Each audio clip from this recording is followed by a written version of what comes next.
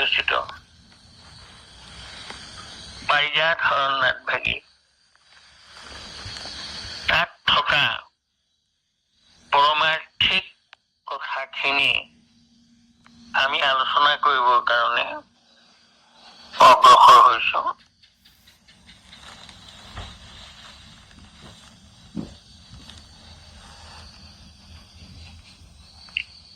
কৃষ্ণ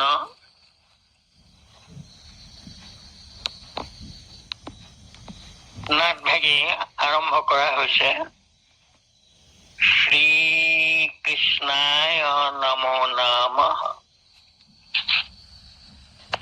নান্দি শ্লোক ভাগী নমঃ কৃষ্ণ বিষ্ণু ঐচ্যুতানন্দ অনন্ত শক্তি নমো রাম রাজীব নেত্র প্রভুতে নমো ব্রহ্ম মূর্তি মুরারে পরেশ নমো বিশ্ববাস প্রসিদ্ধ প্রসিদ্ধ।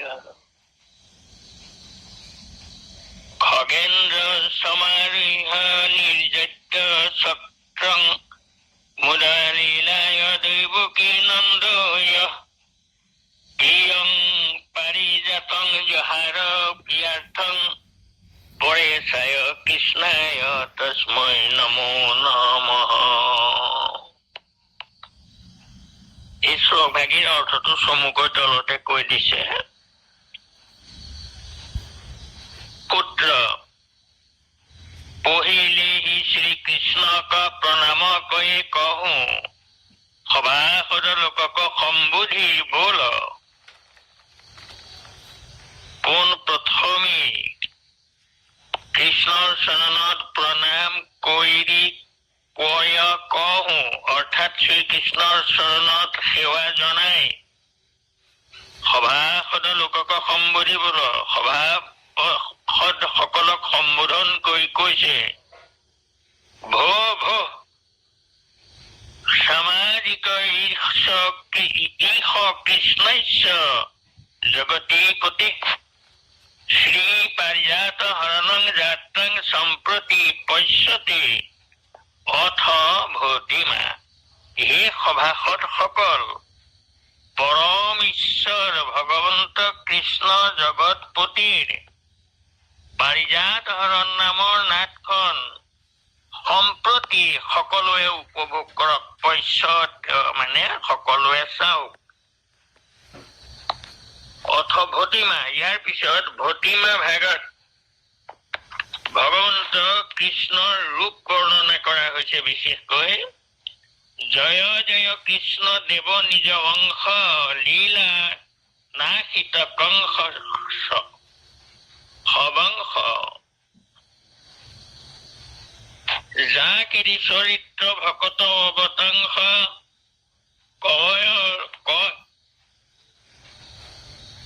কয়ল কেলি কমল কলহংস তনু ইন্দিবৰ শ্যামল চুৰি তথি প্ৰকাশিত পীত পিছুৰি। এটা মানে ভগৱন্তৰ এই হেৰিয়াৰ পৰিধান কৰা ভগৱন্তৰ ৰূপটো ইয়াত বৰ্ণনা কৰা হৈছে। সেয়া বহুত দীঘলীয়া আৰু এইটো আমি নেগাওঁ। এই গোটেই প্ৰভু ভগৱন্তৰ ৰূপটো ইয়াত বৰ্ণনা কৰা হৈছে। আৰু সূত্ৰ আহে সামাজিক লোক যি জগতক পৰম গুৰু যাকেৰি সজনা শয়ল সংসাৰ ব্ৰহ্মা মহেশে বন্দিত পাদ পদ্ম পৰম পুৰুষোত্তম শ্ৰীকৃষ্ণ ৰুক্মিণী সত্যভামা সহিত উহি সভা মধ্যে প্ৰৱেশী কহো নৰকাসুৰ বধ পাৰিজাত হৰণ লীলা যাত্ৰা কৌতুকে কৰব তাহি সাৱধানে দেখ শুনহ আত পৰে পুণ্য কলিত নাহি নাহি টানি নিৰন্তৰে হৰি বল। হে সামাজিক লোকসকল, জগতৰ গুৰু পৰম গুৰু যাৰ সৃষ্টি এই সমস্ত সমস্ত সংসাৰৰ যিজন সৃষ্টিকৰ্তা ব্ৰহ্মা মহেশ আদিয়ে যাক পাদপদ্মত সেৱা কৰে পৰম পুৰুষোত্তম শ্ৰীকৃষ্ণ সেই পৰম পুৰুষৰ উত্তম পুৰুষোত্তম শ্ৰীকৃষ্ণ ৰুক্মিণী আৰু সত্যভামা সহিত উহি সভা মধ্যে প্ৰৱেশী কওঁ নৰকাসুৰ বধ পাৰিজাত হৰণ। এই সভা মধ্যত প্ৰৱেশ কৰি ৰুক্মিণী আৰু সত্যভামাৰ লগত প্ৰৱেশ কৰি পাৰিজাত হৰণ লীলা যাত্ৰা কৌতুকে কৰব আনন্দৰে পাৰিজাত হৰণ নাট কৌতুক আনন্দৰে কৰিব। তাহে সাৱধানে দেখ শুন আতপৰে পুণ্য কলিত নাহি নাহি। ইয়াতকৈ আৰু কলি যুগত আৰু কোনো পুণ্য নাই। অৰ্থাৎ আমাক কৈছে কি দেখ শুনহ নিৰন্তৰে হৰি বোল। অৰ্থাৎ আমাৰ চকুৰে আমি ভগৱন্তৰ লীলা দৰ্শন কৰিম। এয়া আমাৰ ৰূপ তন্মাত্ৰ আছে চকুত। চকুৰে আমি ভক্তি উপভোগ কৰো। কেনেকৈ কৰো? তাৰ পৰা আমি ৰূপটো দেখো। এই ভগৱন্তৰ ৰূপটো দেখিম এতিয়া। গতিকে এয়া ৰূপ দৰ্শন কৰিম একেলগে। আৰু আমি কাণেৰে আমি তেওঁ কোৱা কথাবোৰ শুনিম, লীলা কথাবোৰ। গতিকে এয়া কাণেৰে আমি শ্ৰৱণ কৰিম কি প্ৰভু ভগৱন্তৰ গুণ আৰু লীলা। দেখ শুন আমি শুনি আনন্দ উপভোগ কৰিম কাণেৰে। কি কয় প্ৰভু ভগৱন্তই, লীলা কি কৰে সেই সকলো কথা আমি কাণেৰে শুনিম। দেখ শুন আৰু মুখেৰেও আমি ৰাম ৰাম উচ্চাৰণ কৰি থাকিম। আৰু ইয়াকে জানি সকলোৱে নিৰন্তৰে সকলোৱে ঈশ্বৰৰ নাম কি বুলি কলে? দেখ শুন নিৰন্তৰে হৰি বোল হৰি। তদনন্তৰ সূত্ৰ আমি সূত্ৰ বুলি গাইছো দেই। সূত্ৰ পুছত আহে সংগী সখী কি বাদ্য বাজত। তাক সুধিছে হে সখীসকল কি বাদ্য বাজিব? সংগী বোলো সংগীসকলে কব আহে সংগী সখী দেৱবাদ্য বাজত। যে দেৱবাদ্য বাজিছে এয়া। আৰু তেতিয়া সূত্ৰই কব অমিলল মিলল অপ্ৰবেশ মকৰ দেৱ গোবিন্দ গৰুড়াসন ৰুক্মিণী সত্যভামা সত্যভ্যামাং সহ সাৰু চতুৰ্ভুজ। আহে লোক হামুজি কহলু ওহি পৰম ঈশ্বৰ শ্ৰীকৃষ্ণ সভাৰ যে যাত্ৰা নিমিত্তে যথাৱত। হে সভাসদসকল আমি যাৰ কথা ইমান দেৰি কৈছো সেইজন পৰম পুৰুষ শ্ৰীকৃষ্ণ ভাৰ্যা সহিতে ইয়ালৈ আহিব। এতিয়া পৰম সাৱধানে হৈয়া দেখ শুন নিৰন্তৰে হৰি বোল। সকলোৱে সাৱধান হৈ অৰ্থাৎ চকুৰে চাওঁতে কাণেৰে অন্য কথা নুশুনিব। আৰু কাণেৰে কথা শুনি থাকোতে চকুৰে আনলৈ নেচাব। আৰু মুখেৰে ৰাম ৰাম কৰি থাকোতে অন্য কথা নাভাবিব। ইতি সূত্ৰ নিষ্কান্ত। আৰু সূত্ৰ সিমানকে কৈ সূত্ৰ আঁতৰ হৈ যায়। তাৰ প্ৰৱেশৰ গীত ৰাগ সিন্ধুৰা একতালি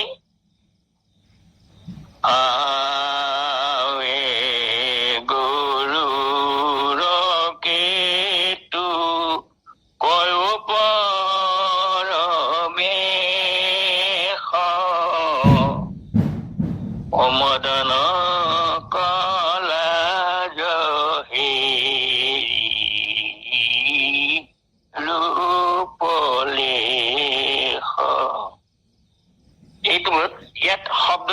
থাকি গৈছে কুটি মদ নকলাজ হেৰি ৰূপলেখ।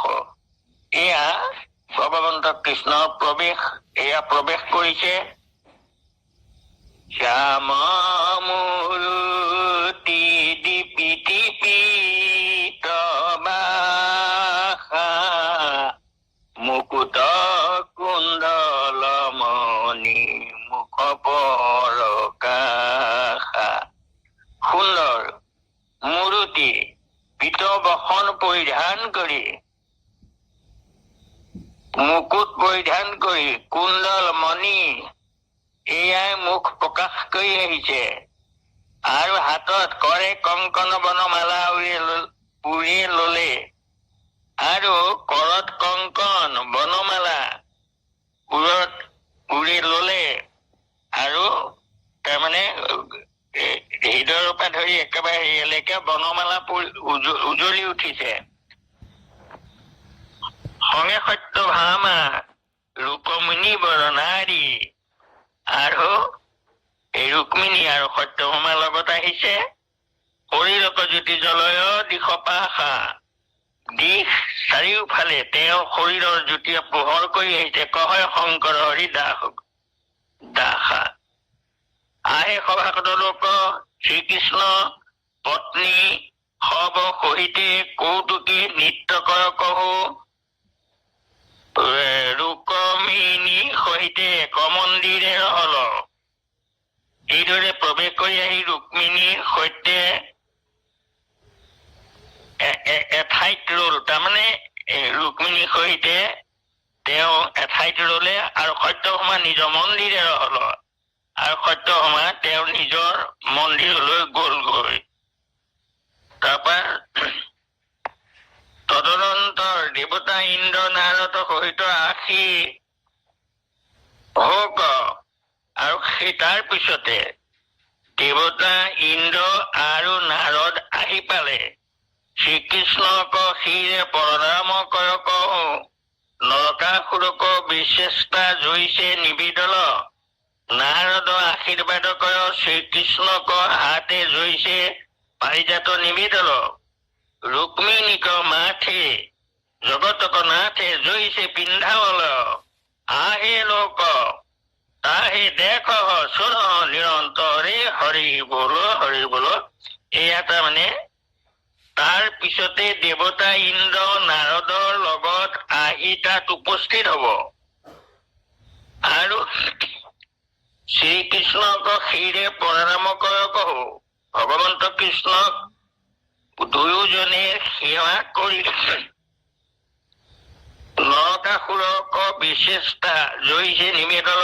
নৰকাসুৰৰ অন্যায় অত্যাচাৰৰ কথা কব। নাৰদ আশীৰ্বাদ কৰ শ্ৰীকৃষ্ণক হাতে জইছে পাৰিজাত নিবেদন। আৰু শ্ৰীকৃষ্ণই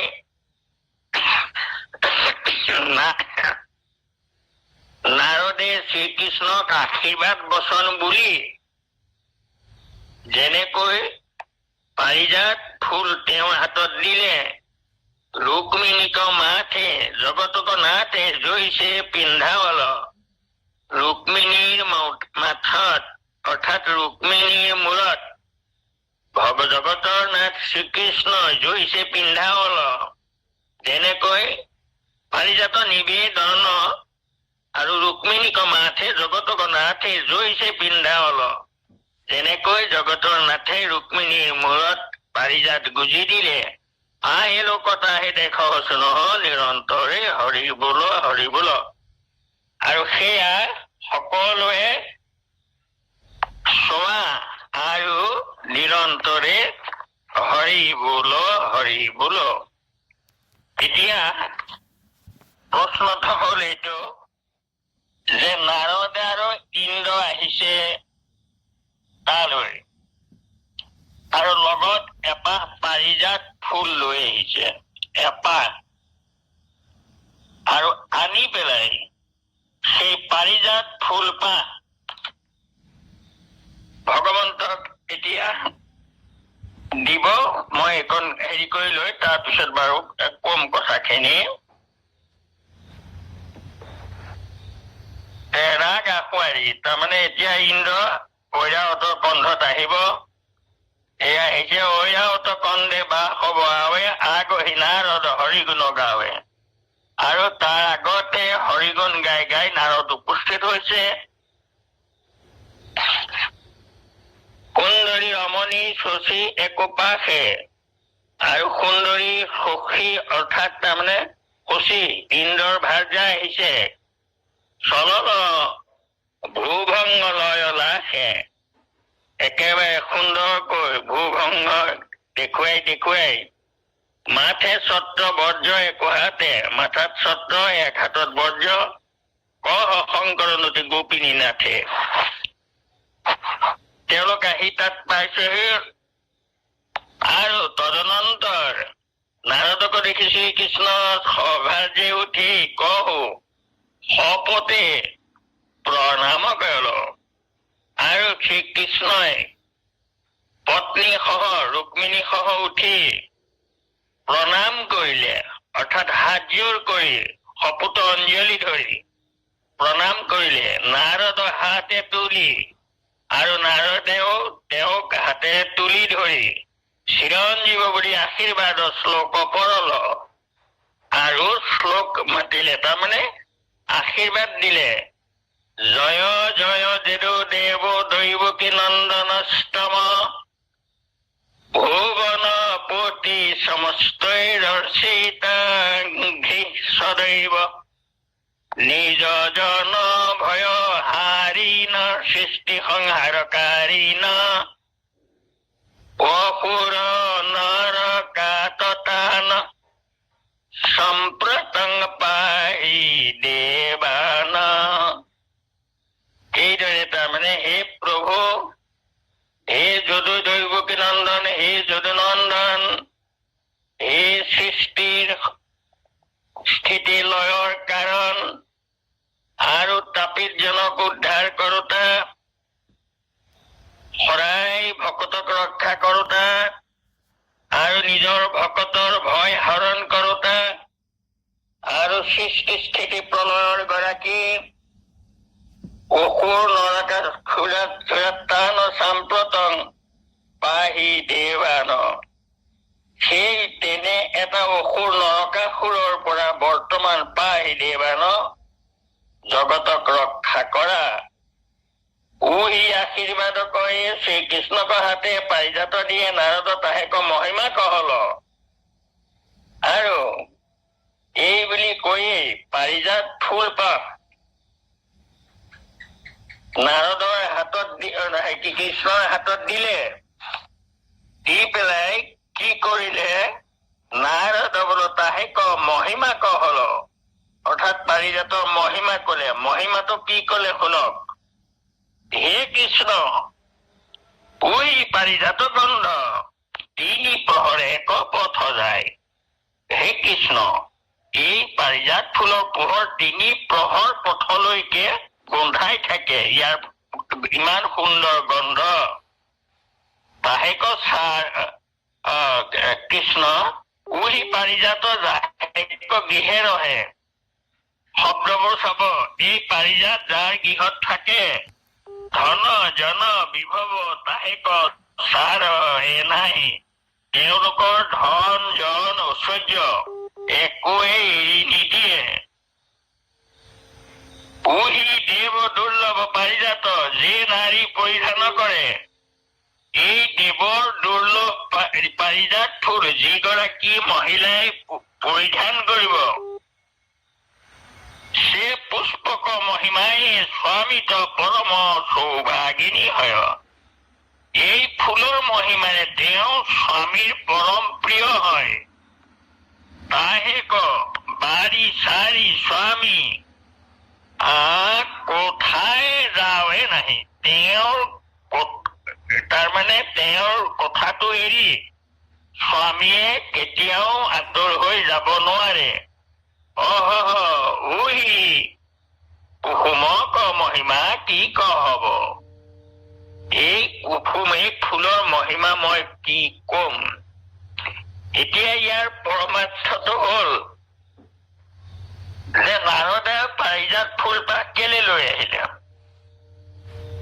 আৰু আনিছে মাত্ৰ এপাহহে আনিছে। এপাহ পাৰিজাত ফুল কিয় আনিলে?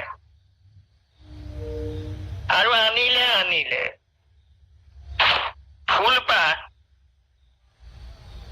ইমান গুণ বখানি পেলাই দিয়াৰ কাৰণটো কি?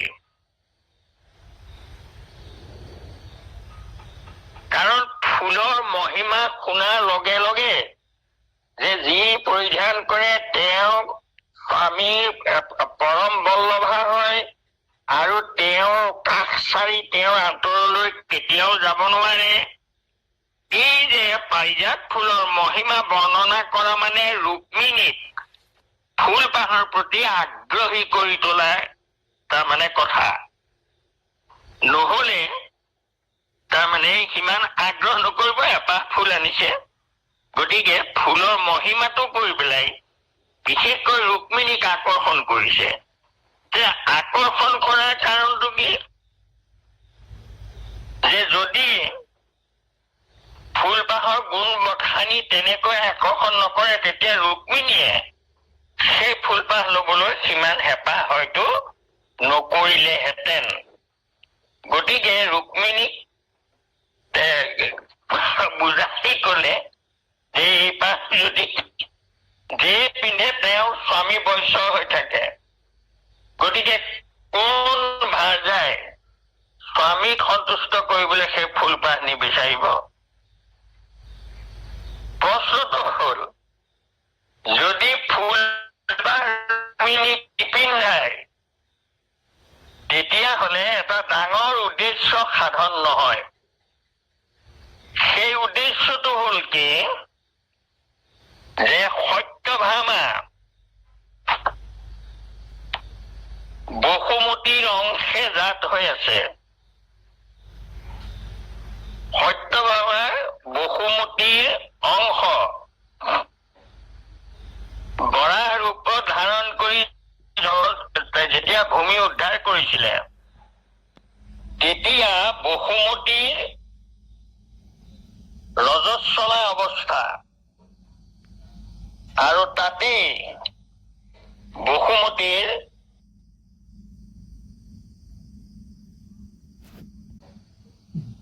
বৰাহ ৰূপ ধাৰণ কৰি যেতিয়া ভূমি উদ্ধাৰ কৰিছিলে, তেতিয়া বসুমতীৰ ৰজস্বলা অৱস্থা, আৰু তাতেই বসুমতীৰ বৰাহৰ সংযোগত নৰকাসুৰৰ জন্ম হব তাৰমানে। আৰু ভগৱন্তই কলে যে বসুমতী, তোমাৰ এইটো অৱস্থাত তুমি সন্তান কামনা কৰাৰ কাৰণে তোমাৰ সন্তানটো কিন্তু অসুৰ হব, আৰু কিন্তু সি ইমান পৰাক্ৰমী হব যে তাক কোনেও তাৰমানে বধ কৰিব নোৱাৰিব মোৰ বাহিৰে। আৰু তেতিয়া বসুমতীয়ে বৰাহক কলে যে প্ৰভু, মই জানিছো যে তাক যিমান পৰাক্ৰমী হলেও তুমিয়েই তাক মাৰিবা, কিন্তু যদি মোৰ পুত্ৰই জগতৰ অকল্যাণ কৰে তেতিয়াহলে তাক তুমি মাৰিবই লাগিব। কিন্তু মোৰ এটা চৰ্ত,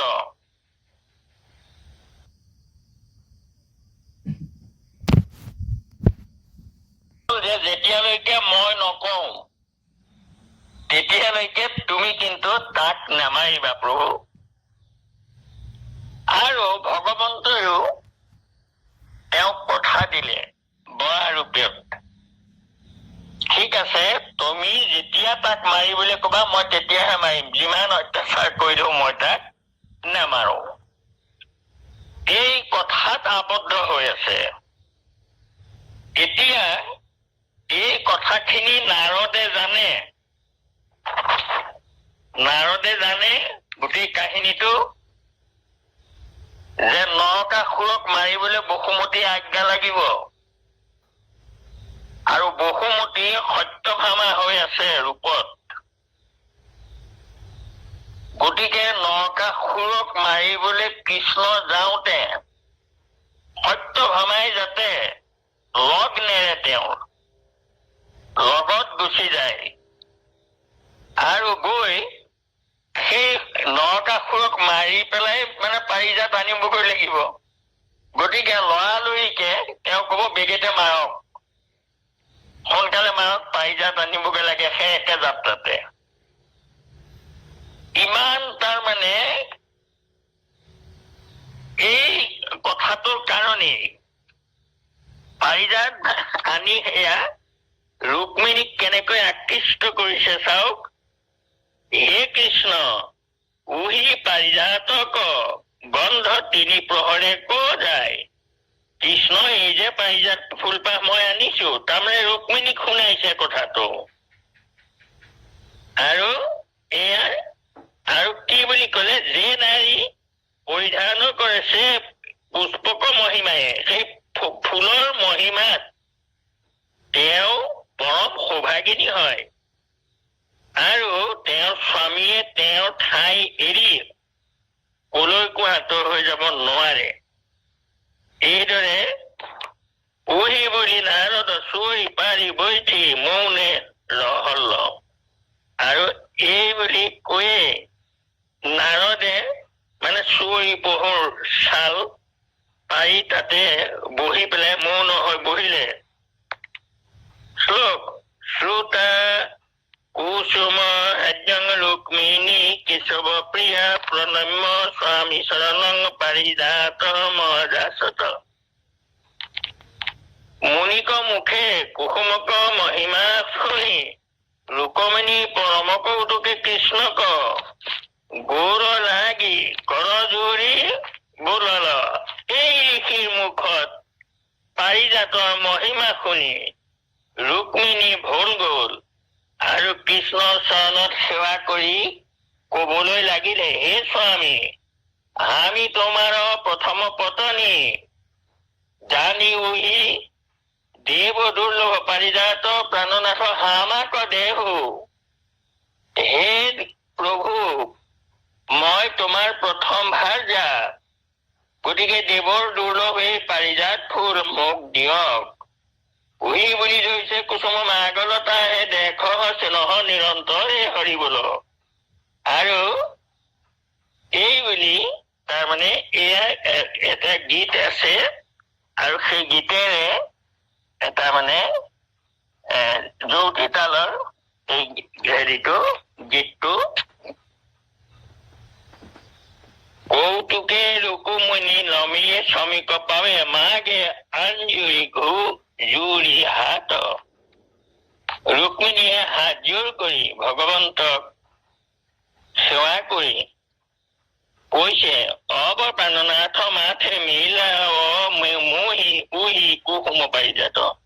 হে প্ৰভু মোৰ মূৰত এই পাৰিজাত ফুলপাহ পিন্ধাই দিয়া। আহিৰ গুণ শুনি মুনি সুখে মাধৱ সাধু অতয়ে তুই মান ভকত কৃপাল লাগু চৰণতে কৰতো কুসুম মোহি দান। যে নাৰদে ইমান এই ফুলপাহৰ মহিমাৰ কথা ইমান সুন্দৰকৈ কৈছে, গতিকে প্ৰভু মই তাকে শুনি মোৰ বৰ হেঁপাহ হৈছে, এই ফুলপাহ মোক দিয়ক। ভকত কৃপাল লাগু চৰণ, এই ভকতৰ কৃপা পৰতা পৰতো কুসুম মোহি মোক ফুলপাহ দিয়া। তোহাৰী পৰম প্ৰথম পত্নী পৰম স্বামী জানি পুৰহ মোহি আশা। মই তোমাৰ প্ৰথম পত্নী, গতিকে প্ৰভু মোৰ আশা ভংগ নকৰিবা। ধনিক বাণী শুনি হাসে ৰসিক হৰি কহতো শংকৰ কৃষ্ণ দাসা। সেয়া আৰু হৰিয়ে সেই কথাটো শুনি কৃষ্ণই হাঁহিছে। তাৰমানে কি, কৃষ্ণই যে হাঁহিছে, কৃষ্ণই বুজি পাইছে যে ভাওনাখন আৰম্ভ হব এতিয়া। গতিকে ৰুক্মিণীক তাৰমানে পিন্ধাই দিব দে। তদন্ত ৰুক্মিণীক অতি কাতৰ বাণী শুনি শ্ৰীকৃষ্ণ হাসি হাসি হাতে তুলি প্ৰিয়াক গৌৰৱে কোলে বৈঠাই কৌতুকে জগতক নাথে ৰুক্মিণীক মাথে পাৰিজাত পিন্ধাৱল ৰুক্মিণীক বাঞ্ছা সফল ভেল। তাৰপিছত ৰুক্মিণীক কাতৰ মানে প্ৰাৰ্থনা শুনি কৃষ্ণই হাঁহি হাঁহি ৰুক্মিণীক কোলাত বহুৱাই জগতৰ নাথে ৰুক্মিণীক মূৰত পাৰিজাত পিন্ধালে ৰমণীক বাঞ্ছা সফল ভেল আৰু ৰুক্মিণীৰ বাঞ্ছা পূৰণ হল। তদনন্তৰ প্ৰিয়াসে সহিত শ্ৰীকৃষ্ণ নাৰদক সাদৰে বাৰ্তা পুছত তাৰপিছত ৰুক্মিণীক ফুল পিন্ধাই লৈ নাৰদক বাৰ্তা সুধিলে। শ্ৰীকৃষ্ণ বল হে মুনিৰাজ তো কুশলে আৱল তোহাৰি আগমনে আজু আমাৰ দ্বাৰকাপুৰী পবিত্ৰ ভেল তোহাৰি দৰ্শনে হাম কৃতাৰ্থ ভেল। হে মুনিৰাজ তো কুশলে আৱল হে মুনিৰাজ আপুনি কুশলে আহিছেনে বাৰু আহিলেনে? আহা আপোনাৰ আগমনে আমাৰ দ্বাৰকাপুৰী পবিত্ৰ কৰিলে তোহাৰি দৰ্শনে হাম কৃতাৰ্থ ভেলো। জগতৰ নাথে কৈছে তোমাক দৰ্শন পাই মই কৃতাৰ্থ হলো। শ্লোক নাৰদ শ্লোক পঢ়ল কৃষ্ণস্য বচনং শ্ৰুতা বিহাস্য বাচ নাৰদ নিজ ভিত্তস্তবৈ অহং ময়ি মায়াং কৰচিকিম। নাৰদ বোলে সেই অৰ্থটো ইয়াত কৈ দিছে দেই, মই সুকীয়াকে নকওঁ। হে স্বামী কৃষ্ণ মনুষ্য চৰিত্ৰ দেখায়া সবলোক মোহিছা। হে কৃষ্ণ তুমি মনুষ্য লীলা কৰি জগতকে মোহিছা।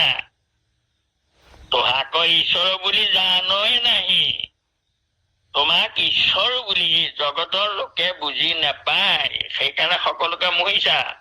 হামো তোহাৰি ভকতি বলে সবজানি মই কিন্তু তোমাৰ ভক্তিৰ বলত সকলোৱে জানো হামাকো মোহিতে চাও। স্বামী শুনা কৃষ্ণ তুমি মোক মোহিব খুজিছা। হে স্বামী শুনা পয়াৰ হে পৰমেশ্বৰ জগত নিবাসা হামো নাৰদ তোৱা চৰণ কুদাসা ভৰম দিশ দিশ তোৱা গুণ গায়া হামাকো আগে কৰসি উহি মায়া। হে পৰমেশ্বৰ কৃষ্ণ এই জগতৰ নিবাস মই নাৰদ তোমাৰ চৰণৰ দাস। মই গোটেই ত্ৰিভুৱন ভ্ৰমি ফুৰো তোমাৰ গুণ গাই গাই আৰু তুমি হামাকো আগু কৰসি উহি মায়া। তুমি মোকো তোমাৰ মায়াৰে মোহিব খুজিছা। জগত উদ্ধাৰল যাহে চৰিত্ৰ তাহে কহামো কয়লো পবিত্ৰ। যাৰ চৰিত্ৰ গাই জগত উদ্ধাৰ হয় সেইজনক মই পবিত্ৰ কৰিলো। তুমি মোক কেলে মায়া কৰি কৈছা এই কথাবোৰ? যা হেৰি নামে মুকুতি পদ পাই যো হৰি কৰ তুতি নতি কোটি যায়। যাৰ নামত জীৱই মুকুতি পদ পায় আৰু সেইজনে মোৰ নিচিনা এজনক তুতি মিনতি কৰিছা। তো জগতক গুৰু দেৱ কো দেৱা তোহাৰি চৰণে ৰহক মেৰি সেৱা। তুমি জগতৰ প্ৰতি দেৱতাৰো দেৱতা প্ৰভু তোমাৰ চৰণত মোৰ সেৱা সদায় থাকক। মুখে জুন নচাৰো তোৱা গুণ নাম মাগো অতৰে বৰ তোহা কেৰি থান। প্ৰভু মোৰ মুখত তোমাৰ নাম যাতে কাহানিও নুগুচে মই সেইবোৰহে তোমাৰ ওচৰত মাগিছো। নাৰদ বোল হে কৃষ্ণ তো ওহো পৰম পুৰুষ নাৰায়ণ ভূমিক ভাৰ হৰণ নিমিত্তে অবতৰিছ। হে প্ৰভু, তুমি পৰম হৰি নাৰায়ণ, ভূমিৰ ভাৰ হৰণৰ কাৰণে তুমি অৱতাৰ ধৰিছা। সাম্প্ৰত পাপী নৰকাসুৰে দেৱতা সবক বহুত দুখ লগাৱে। বৰ্তমান নৰকাসুৰে দেৱতাবোৰক বৰ কষ্ট দিছে।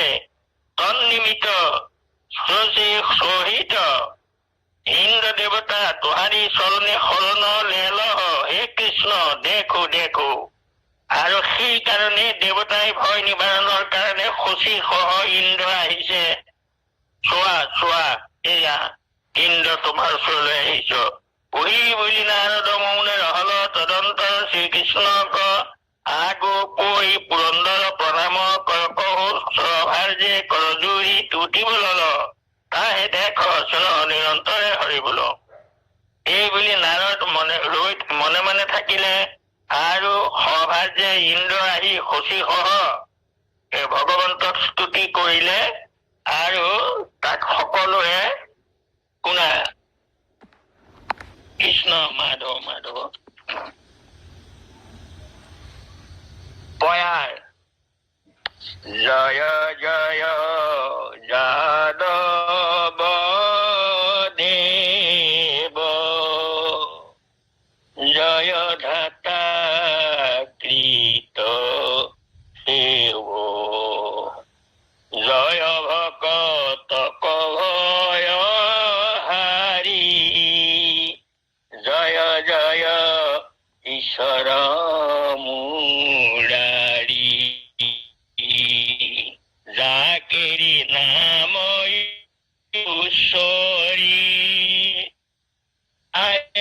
পদাৰথ সাৰি জীৱনিয়ন্তাতো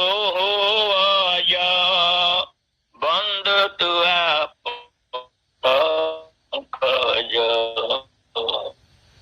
হে যাদৱ দেৱ, হে জগতৰ ধাতা কৃষ্ণ, তুমি ভকতৰ ভয়হাৰী, তুমি কৃষ্ণ, তুমি ঈশ্বৰ, তুমি মোৰ আদি দৈত্য নাধনকাৰী।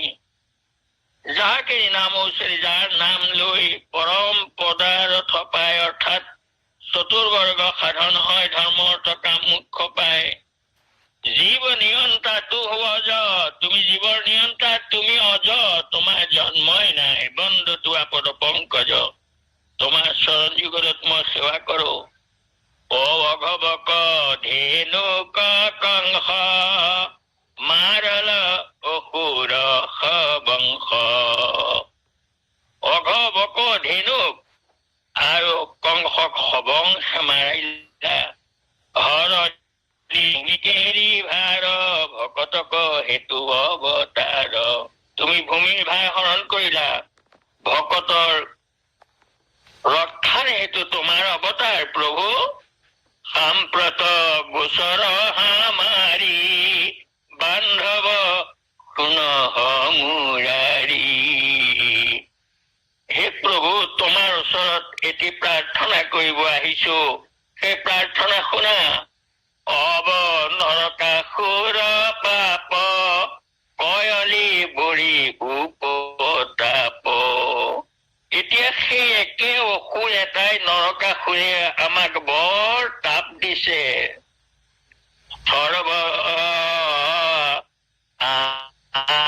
স্বৰ্গ কমাৰী দেৱক যতয়ে কুমাৰী। স্বৰ্গক সকলোকে পৰাজয় কৰি দেৱতাৰ নাৰীবোৰ কুমাৰীবোৰ লৈ গুচি আহিলে। সৰ্বস্ব নৰহে হামাৰী তোৱা পাৱে কয় আমাৰ একোৱেই বুলিবলৈ নিজৰ বুলি প্ৰভু তোমাৰ চৰণতে এয়া গুহাৰি দিল। হে স্বামী শ্ৰীকৃষ্ণ, পাপী নৰকাসুৰে নগৰল বৰুলোক ছত্ৰ মণি পৰ্বত বৰুণৰ ছত্ৰ মণি সমস্ত ৰূপ হীৰা মণিৰ পৰ্বত আছিলে, এইবোৰ সকলো কাঢ়ি আনিলে। হে কৃষ্ণ, কি কহব মাতৃ অদিতিক কুণ্ডল দোহৰা খয়ে নাহি পাৰল। হে কৃষ্ণ, কি কম, মোৰ নিজৰ মাতা অদিতিৰ কাণৰ কুণ্ডলযোৰো ৰাখিব নোৱাৰিলো আৰু আমাৰ সৈতে কি ৰহল মোৰ আমাৰ আৰু কষ্টৰ কি থাকিল সকলো শেষ কৰি দিলে হে কৃষ্ণ কোটি কোটি ব্ৰহ্মাণ্ডেশ্বৰ তোহাৰি চৰণ চুই আমাৰ গতি নাহি নাহি বাপ জগন্নাথ ত্ৰাহি ত্ৰাহি তোমাৰ চৰণৰ বিনে আমাৰ গতি নাই আমাক ৰক্ষা কৰা প্ৰভু পুত্ৰ উৰি বুলি কৃষ্ণক আগু কান্দি কান্দি পুৰন্দৰ পৰল এইদৰে কান্দি কান্দি কৃষ্ণ পুৰন্দৰ কৃষ্ণৰ পাৱত পৰিলে তদনন্তৰ মহেন্দ্ৰক দুখ দেখি পৰম কৃপাময় নাৰায়ণ হাতে ধৰি তুলি ইন্দ্ৰক আশ্বাসিব লল তাৰপিছত হাতেৰে ধৰি ইন্দ্ৰক তুলি আশ্বাস কৰি পৰম সাদৰে কৰে কৃষ্ণ বল হে মহেন্দ্ৰ তহতা পতে যহ তুমি দুখ নকৰিবা তোহাৰি বৈ পাপী নৰকাসুৰ সেই গতায়ো হেলি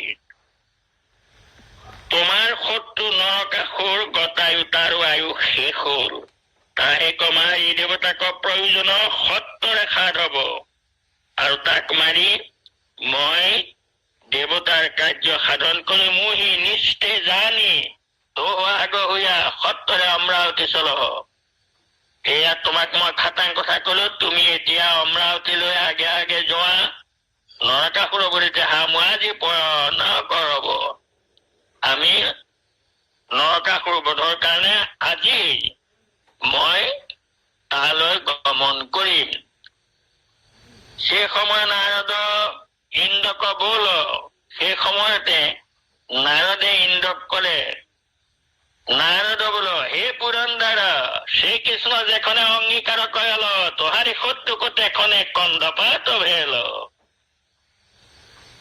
ইন্দ্ৰক নিৰ্ভয় দিলে হে ইন্দ্ৰ চোৱা কৃষ্ণই যেতিয়া অংগীকাৰ কৰিলে তোমাৰ শত্ৰু নিধন হল বুলি ধৰা ইয়াত শংকা নাহি তো আগু হইয়া চল তোমাক নিমিতে শ্ৰীকৃষ্ণক কাতৰ কৰ হামু পাছু লৈয়া যাহব চিন্তা নাহি চলহ তুমি যোৱা মই কৃষ্ণক লগত লৈহে যাম এতিয়া কৃষ্ণক লগত লৈ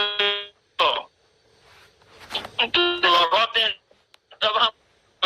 লাগে তাৰ বুদ্ধিটো কৰি উঠায়ে কি কৰিলে কুহিনীৰ বৰবায়ন শুনি বাসৱ কৃষ্ণক নাৰদকৰ প্ৰদক্ষিণ কৰি পৰি প্ৰণাম কৰল বিদায় লৈয়া ঐৰাৱতে চৰি ইন্দ্ৰ চলল তাকে কৈ ঐৰাৱতত উঠি ইন্দ্ৰ গুচি গল আৰু এইফালে মুনি মাধৱ মাহে দংগন্তু দাৰৱতাশেয়ং পৈচন্ন স্বামী শান্তি কন্তম দাৰৱতাশেয়ং পৈচন্ন স্বামী শান্তি কন্তৰ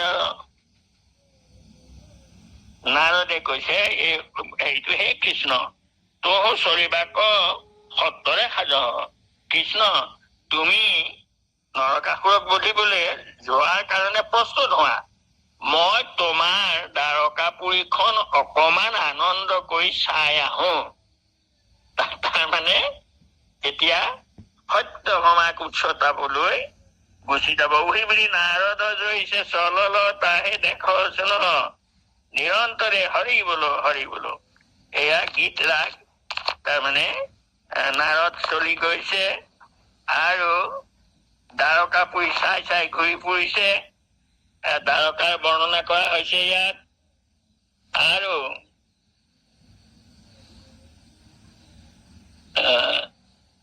তাৰপিছত গৈ নাৰদে তাৰমানে দ্বাৰকা চাই চাই গৈ আৰু সত্যভামাৰ তাৰমানে হেৰি পাইছে গৈ কৃষ্ণ হব সত্যভামা কেনেকৈ তাৰ খুচুৰিছে, কেনেকৈ উত্তেজিত কৰিছে, কেনেকৈ সত্যভামাই যাতে কৃষ্ণক এৰি নিদিয়ে, লগতে যোৱাটো কৰে, তাৰ বুদ্ধি কৰিব আৰু সত্যভামাৰ লগত কথোপকথন হব। আৰু আজিৰ বাবে মই ইমানকণকে কৰিলো। মই